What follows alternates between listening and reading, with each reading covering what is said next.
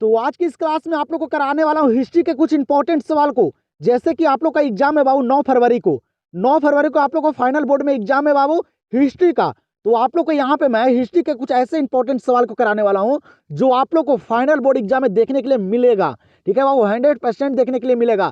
जैसे कि काफी सारे बच्चे का कमेंट आया था, मैं आप लोग को कमेंट भी दिखाऊंगा। काफी सारे बच्चे का कमेंट आया था, बहुत सारे बच्चे का एग्जाम बहुत ही बढ़िया जा रहा है। जो भी मैं आप लोग को लास्ट में क्लास दे रहा हूँ ना, उसमें से बहुत सारे सवाल वहां बोर्ड एग्जाम में देखने के लिए मिल रहे हैं। सारे बच्चे लोग का कमेंट आ रहा है, ये मैं नहीं कर रहा हूँ, जो बच्चे एग्जाम देकर आए ना, जो मेरे क्लास को पूरे अंत तक अच्छे तरीके से किए ना, वो सारे बच्चे बोल रहे हैं। ठीक है, आप लोग को दिखाऊंगा लास्ट में, आप लोग बने रहिए और इस क्लास को अंत तक करके जाइएगा। अगर आप लोग को हिस्ट्री में अच्छा स्कोर करना है ना बाबू, अच्छे नंबर लाना है ना, तो इस क्लास को जरूर कीजिएगा और अच्छे तरह से सारे सवाल को देखिएगा। और आप लोग को इसी प्रकार के सवाल एग्जाम में वहां देखने के लिए मिलेगा। ठीक है, जो मैं आप लोग को अंत में जो क्लास करवा रहा हूँ ना, उनसे काफी सारे सवाल बोर्ड एग्जाम में लड़ रहे हैं। ठीक है, तो जो भी मैं आप लोग को 2 क्लास दूंगा हिस्ट्री का, ठीक है, जो अभी 1 क्लास दे रहा हूं और 1 क्लास और दूंगा आप लोग को संडे को। ठीक है, संडे को शाम 7 बजे आप लोग को दे दूंगा 1 क्लास और हिस्ट्री का, जिसमें काफी सारे सवाल, हर एक चैप्टर का सवाल और निचोड़ सवाल शामिल है। अगर ये 2 क्लास को आप लोग अच्छे तरह से कर लेते हैं, एग्जाम में दिक्कत 1% नहीं आएगा बाबू। हर एक सवाल वहां नजर आएगा अगर 1 क्लास को कर लेते हैं। जो भी मैं सवाल आप लोग को गेसिंग करवा के दे रहा हूँ, जो सवाल मैं करवा रहा हूँ बाबू अभी, वो सवाल वहां दम 100% आ रहे हैं। ठीक है, ये सारे बच्चे कमेंट किए थे। ठीक है, आप लोग को कमेंट दिखाऊंगा, सिर्फ आप लोग इस क्लास को अंत तक करके चले जाए। यहाँ पे चलिए अब करते हैं हम लोग हिस्ट्री के कुछ इंपॉर्टेंट सवाल को, जो मैं यहाँ पे शामिल किया हूँ, जो बोर्ड एग्जाम से काफी रिलेटेड है और 9 फरवरी को आप लोग को देखने के लिए मिलेगा। चलिएगा, तो यहाँ पे देखिएगा पहला नंबर सवाल को। पहला नंबर सवाल क्या करा कि अशोक के अभिलेख किस भाषा में है। अशोक के जो अभिलेख हैं वो किस भाषा में है। हर एक तरह के सवाल करवाऊंगा बाबू जो एग्जाम्स के लिए काफी इंपॉर्टेंट है। तो आप लोग से एक ही बात कहूंगा, ये आप लोग का तैयारी तो बहुत ही बढ़िया है, लेकिन आप लोग यहाँ पे मेरे साथ सारे सवाल को करते चलिए। गलती कीजिएगा तभी यहाँ पे सुधार होगा बाबू, गलती करने से ही सीख मिलता है। ठीक है, तो यहाँ पे जितना गलती करना है, सही करना है, कीजिए आप लोग। ठीक है, मेरे साथ सारे सवाल को करते चलिएगा। यहाँ पे पहला नंबर सवाल क्या करा है, अशोक के अभिलेख किस भाषा में है। याद रखेगा, प्राकृत भाषा में। किस भाषा में? प्राकृत भाषा में। तो यहाँ पे पहला नंबर सवाल का आंसर क्या हो जाएगा? Option number B. चलिएगा, तो यहाँ पे देखिएगा दूसरे नंबर सवाल को क्या करें। यहाँ पे दूसरा नंबर सवाल कि प्रथम बौद्ध संगीत कहाँ हुई थी।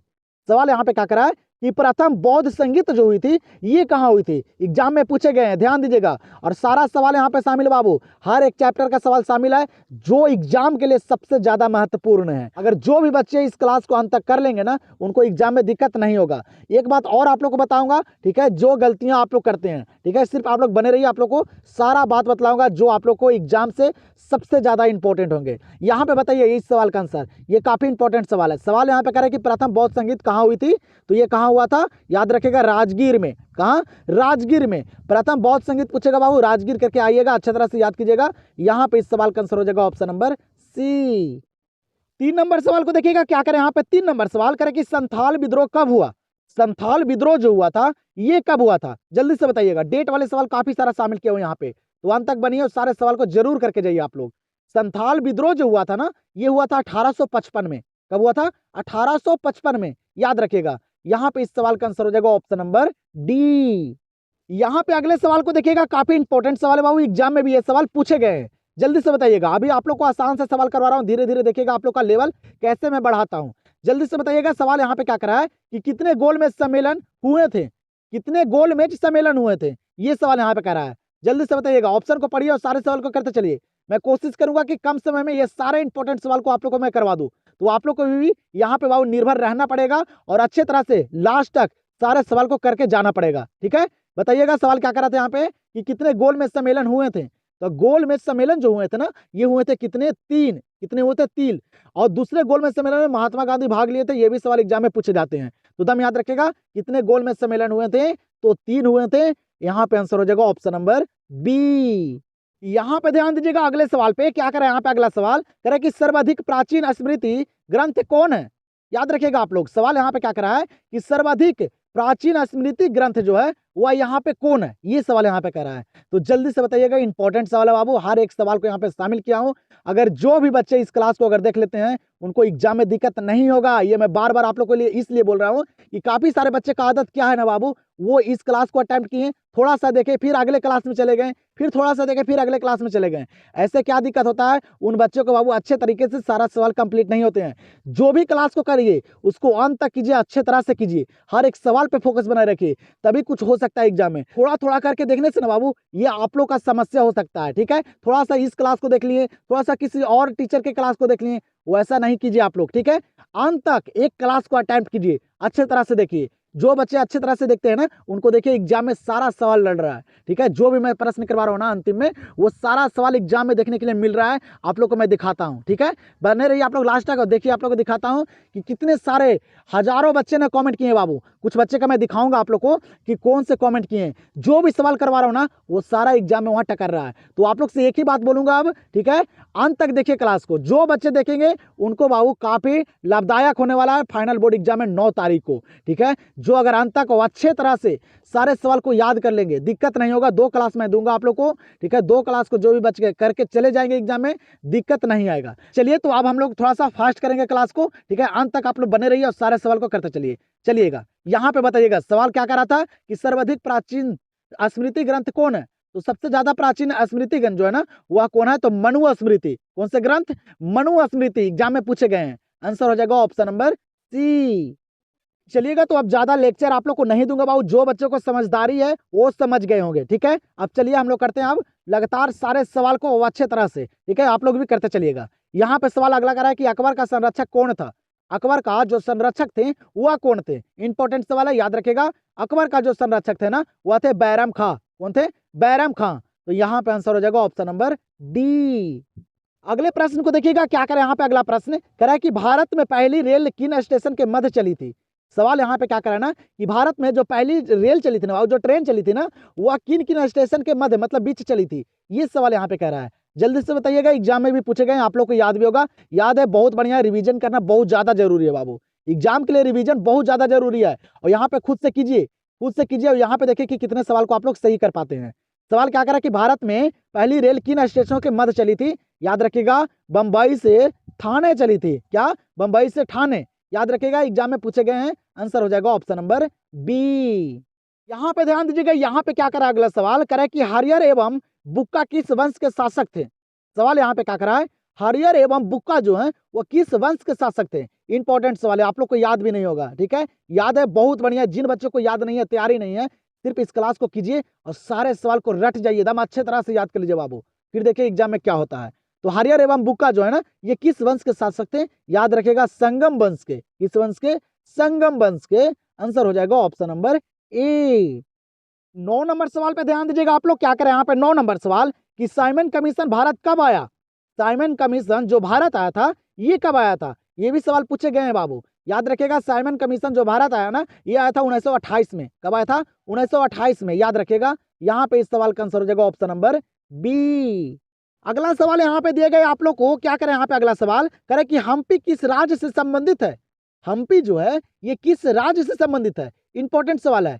तो हम्पी जो है ना बाबू ये विजयनगर राज्य से संबंधित है। कहां से, विजयनगर से। एग्जाम में पूछे गए हैं और इंपॉर्टेंट सवाल भी हैं।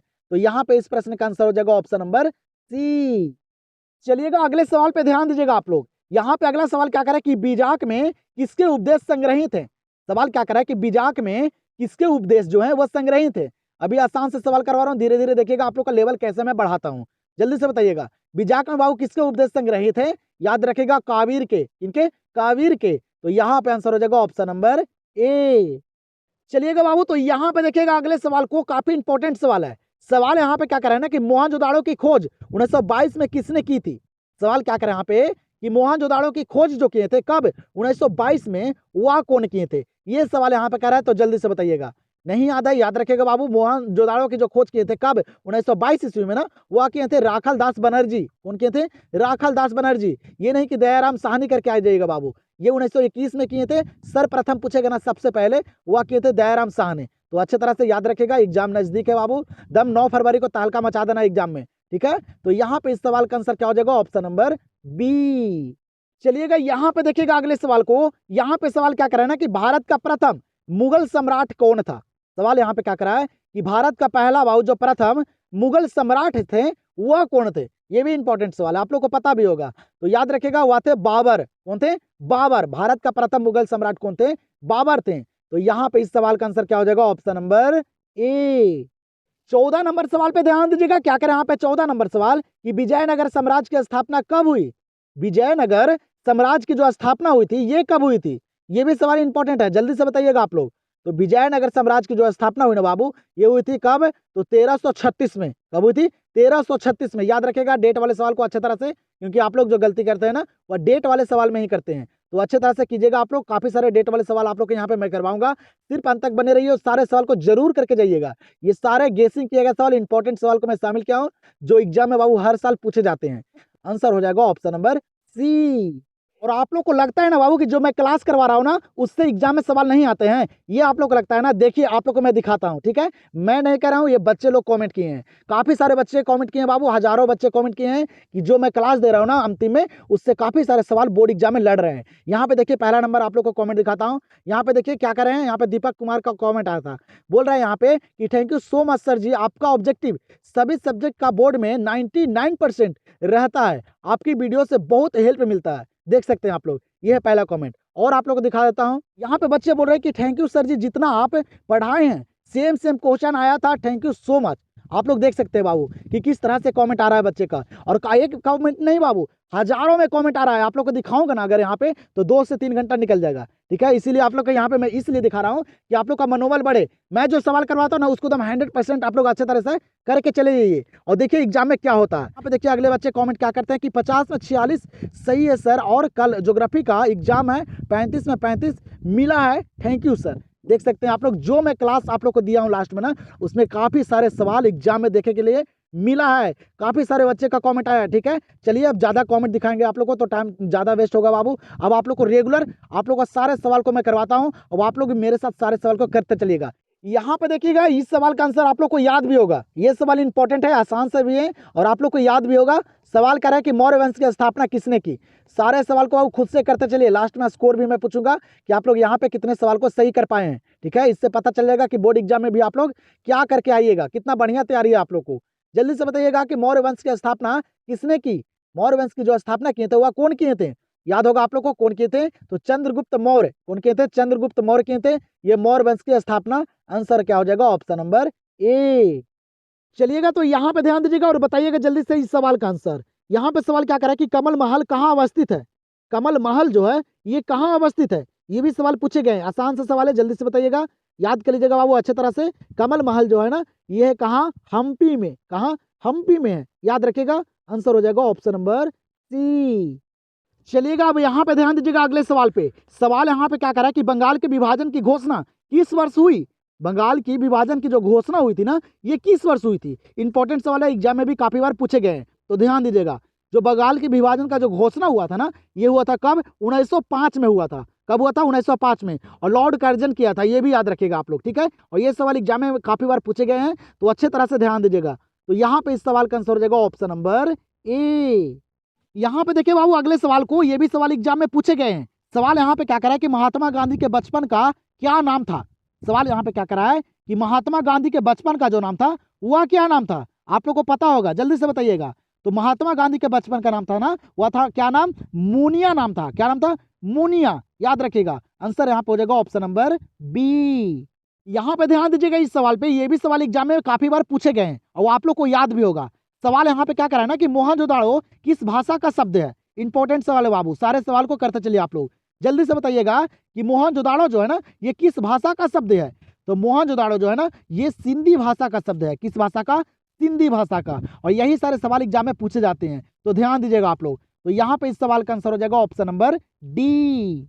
और आप लोग को बाबू इस क्लास में ना आप लोग को टोटल 50 सवाल करवाऊंगा। कितने? 50 सवाल करवाऊंगा, जो काफी इंपॉर्टेंट है, सारे गेसिंग किया गया सवाल है। और आप लोग को संडे को मैं शाम 7 बजे एक क्लास दूंगा जिसमें 200 प्लस ऑब्जेक्टिव रहेंगे। वो क्लास को और एक क्लास को अगर जो भी बच्चे अच्छे तरह से बाबू कर लेंगे ना पूरे अंत तक, उनको एग्जाम में दिक्कत नहीं होगा। यहाँ पे देखिएगा इंपॉर्टेंट सवाल है, क्या करा है सवाल कि राज तरंगिणी किसने लिखा था? सवाल क्या करा है? राज तरंगिणी किसने लिखा था? ये भी याद रखिएगा, कलहन ने। कौन? कलहन ने लिखे थे राज तरंगिणी। यहाँ पे इस सवाल का आंसर होगा ऑप्शन नंबर ए। चलिएगा इस सवाल को देखिएगा, क्या करें यहाँ पे सवाल कि शेरशाह ने किस सिक्कों को जारी किया? शेरशाह ने किस सिक्कों को जारी किया? याद रखेगा वह किए थे रुपया। कौन से सिक्के? रुपया किए थे। आंसर हो जाएगा ऑप्शन नंबर बी। 22 नंबर सवाल को देखिएगा क्या करें यहाँ पे। 22 नंबर सवाल यहाँ पे करेगा कि जय हिंद का नारा किसने दिया। नारा से भी सवाल एग्जाम में पूछे जाते हैं, तो 2 से 3 सवाल यहाँ पे मैं करवाऊंगा नारा से जो इंपॉर्टेंट है। ठीक है, जल्दी से बताइएगा जय हिंद का नारा किसने दिया। तो जय हिंद का जो नारा दिए थे ना, ये दिए थे सुभाष चंद्र बोस। कौन दिए थे? सुभाष चंद्र बोस जी दिए थे। तो यहाँ पे इस सवाल का आंसर होगा ऑप्शन नंबर डी। चलिएगा तो यहाँ पे ध्यान दीजिएगा अगले सवाल पे। यहाँ पे अगला सवाल क्या कर रहा है कि इंडिया गेट का निर्माण कब हुआ। इंडिया गेट का जो निर्माण हुआ था ना, ये कब हुआ था। इंपॉर्टेंट सवाल है, जल्दी से बताइएगा। तो डेट वाले सवाल पे ध्यान दीजिएगा बाबू। अभी आप लोग को आसान सा सवाल करवा रहा हूँ, अंत तक बने रहिए और सारे सवाल को जरूर करके जाइएगा। तो इंडिया गेट का निर्माण जो हुआ था ना, ये हुआ था 1911 में। कब हुआ था? 1911 में। तो आंसर यहाँ पे क्या हो जाएगा? Option number A. यहाँ पे देखिएगा बाबू अगले सवाल को, ये भी सवाल एग्जाम में पूछे गए हैं। सवाल यहाँ पे क्या कर रहे हैं ना कि ताजमहल किस नदी के किनारे स्थित है।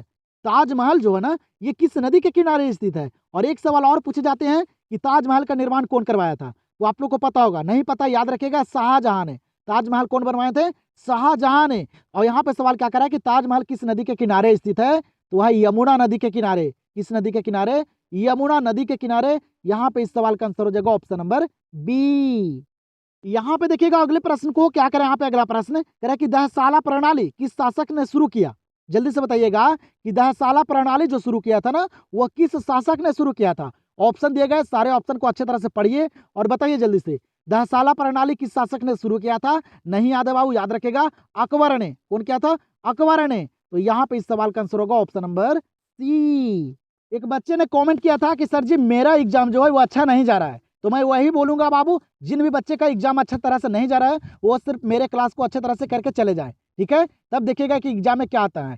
उन बच्चों को एग्जाम में बाबू सवाल नहीं पता चल रहे हैं ना, वो जो बच्चे क्या गलती करते हैं, एक क्लास को शुरू किए उसको अंत तक देखे भी नहीं, उस सवाल को देखे उसके बाद उसको छोड़ के अगले क्लास में जुड़ गए। ठीक है, दूसरे क्लास देखने लगे। बाबू जो भी क्लास को कीजिए, जिन भी टीचर से पढ़िए, अंत तक पढ़िए, अच्छे तरह से पढ़िए। और काफी सारे बच्चे का एक आदत और होता है। ठीक है, वह इस तरह के पेपर को देखते हैं और उस क्लास को करते हैं। बाबू क्या बोर्ड एग्जाम इतना पागल है कि उस पेपर को दे देगा उस टीचर को, हैं कि लीजिए इस प्रश्न को करवा दीजिए, बोर्ड एग्जाम में सारा सवाल वही आ जाएगा, वही पेपर आ जाएगा। ये गलती नहीं कीजिएगा, ये पूरे सवाल वहां नहीं रहते हैं। ठीक है, आप लोग को जो सवाल आता है ना, वो सारे बुक के आते हैं, सारे चैप्टर के आते हैं। तो ध्यान में रखिएगा, ये सारे बातें आप लोग को बता रहा हूँ बाबू। जिन बच्चे का एग्जाम अच्छे तरह से नहीं जा रहे हैं, ठीक है, जो अच्छे तरह से पढ़ाई नहीं कर रहे हैं, वो इस तरह के पेपर को देख के वो चले जाते हैं और सारे सवाल को करते हैं वहीं पे। तो ये गलती नहीं करना है। वो पागल है बोर्ड एग्जाम बाबू कि ये पेपर दे देगा उनको कि लीजिए ये पेपर को करवा दीजिए और यही पेपर आ जाएगा बोर्ड एग्जाम में।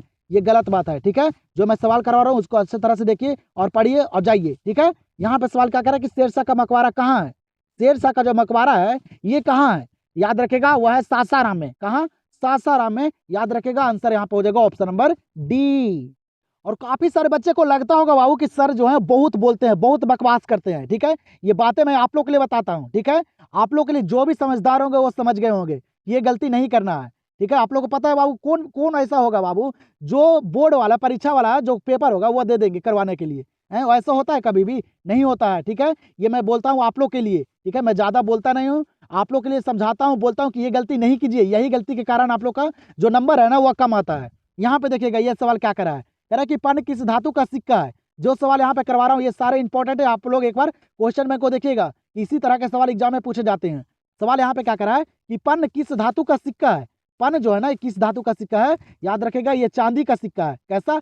चांदी का। आंसर हो जाएगा ऑप्शन नंबर बी। यहाँ पे ध्यान दीजिएगा, यहाँ पे सवाल क्या करा कि हड़प्पा सभ्यता में बंदरगाह कौन था। सवाल यहाँ पे क्या करा है, हड़प्पा सभ्यता में बंदरगाह कौन था। मतलब कहने का मतलब यहाँ पे है बाबू कि हड़प्पा सभ्यता का जो बंदरगाह नगर था वह कौन से नगर थे। तो याद रखेगा वह था लोथल। कौन से नगर? लोथल। आंसर होगा ऑप्शन नंबर सी।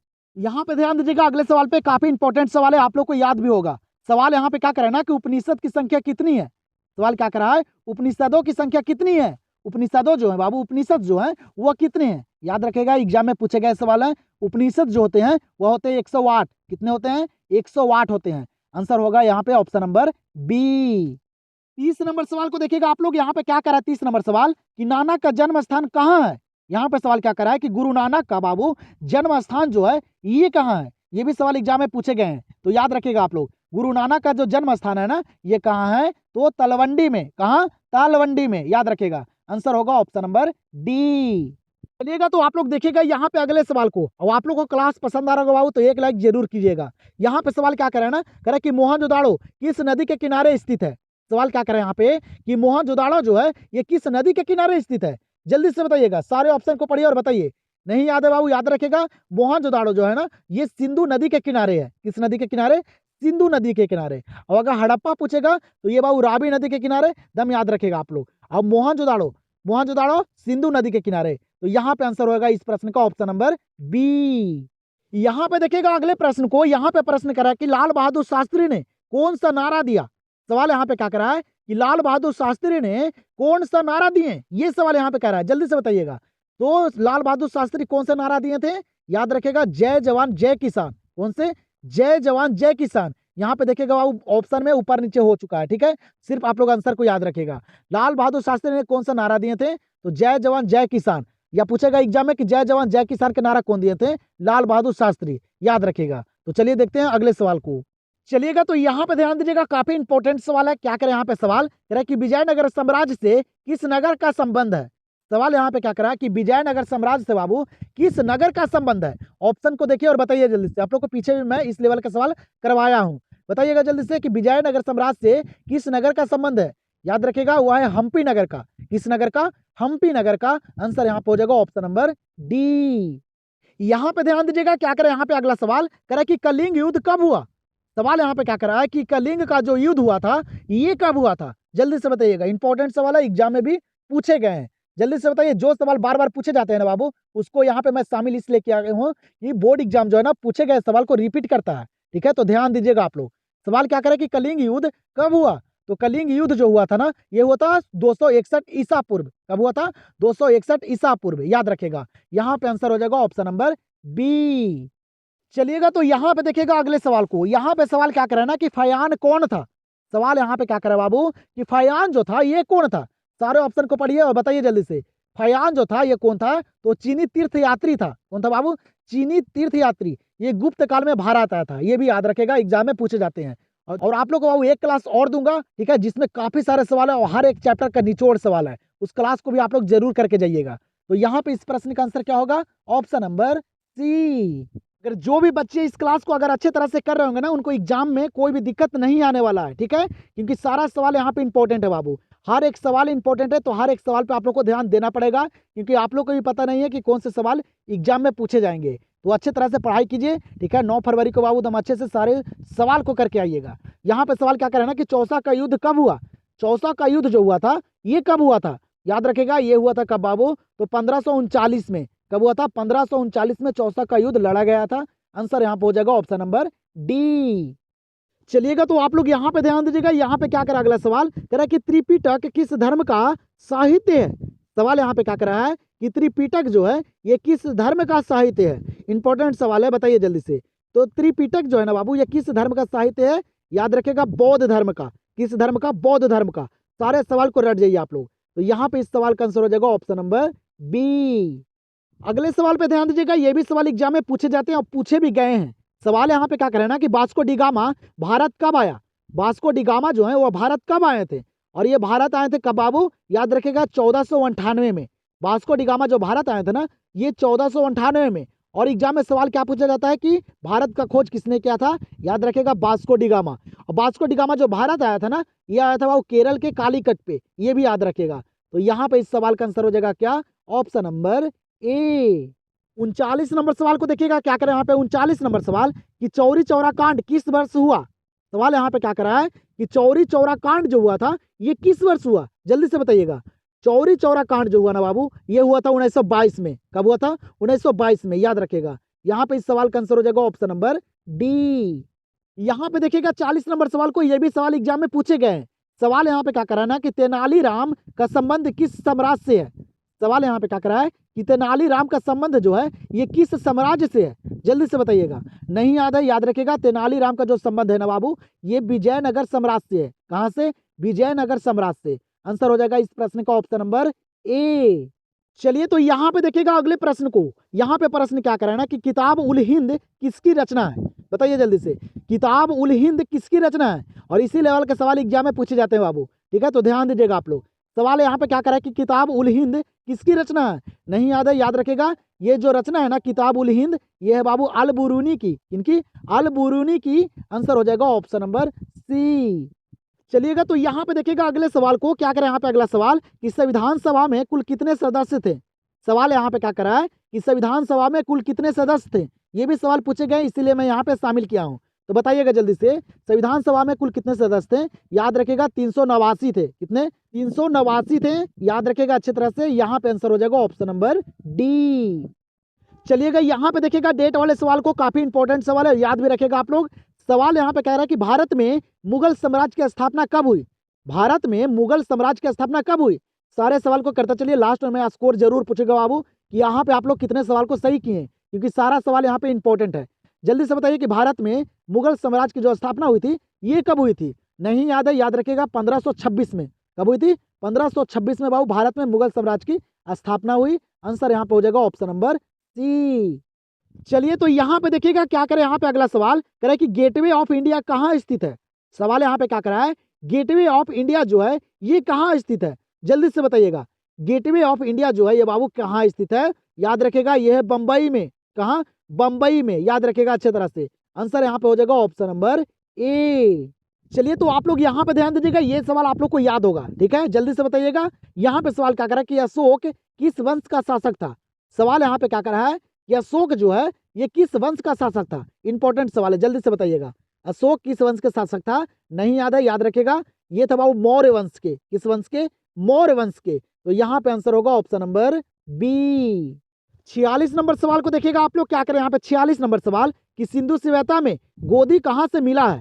सवाल यहाँ पे क्या करा है कि सिंधु सभ्यता में बाबू गोदी जो मिला है ये कहाँ से मिला है? गोदी कहीं कहीं ना देके गोदी वड़ा दे देगा, तो ये भी याद रखेगा आप लोग। तो सिंधु सभ्यता में बाबू जो गोदी मिला है ना ये मिला है लोथल से। कहाँ से? लोथल से। याद रखेगा, और लोथल बंदरगाह नगर है बाबू सिंधु सभ्यता का। तो याद रखेगा अच्छे तरह से सारे सवाल को।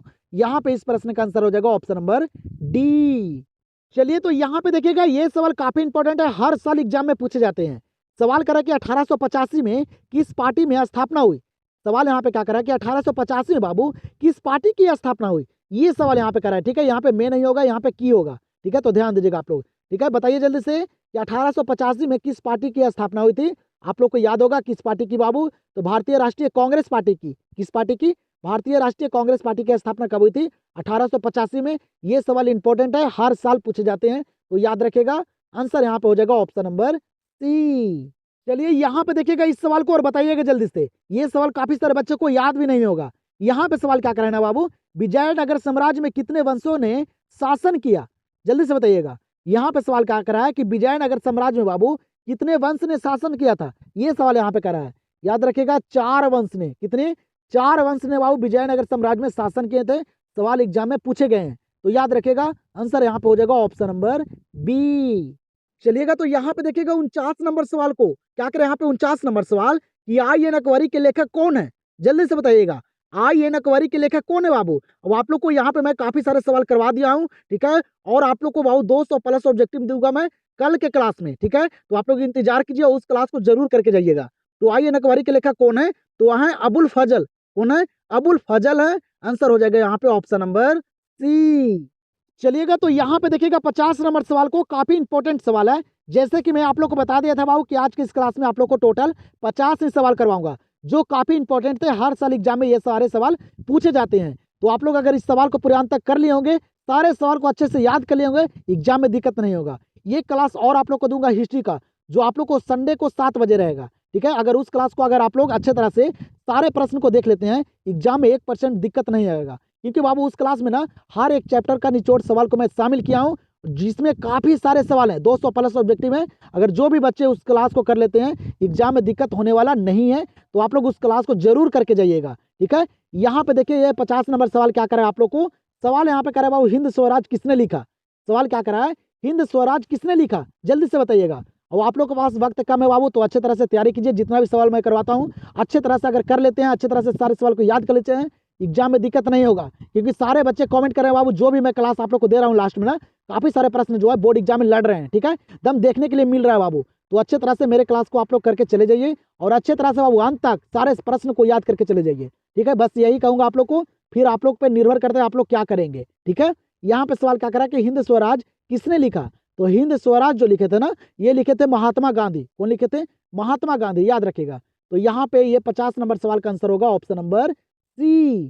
तो आप लोग को ये क्लास कैसा लगा बाबू? अच्छा लगा कमेंट सेक्शन में जरूर बताइएगा। ठीक है, चैनल से नहीं जुड़े हैं, चैनल से जुड़ जाइए। और आप लोग अभी तक इस क्लास को लाइक नहीं किए बाबू, लाइक जरूर कीजिएगा।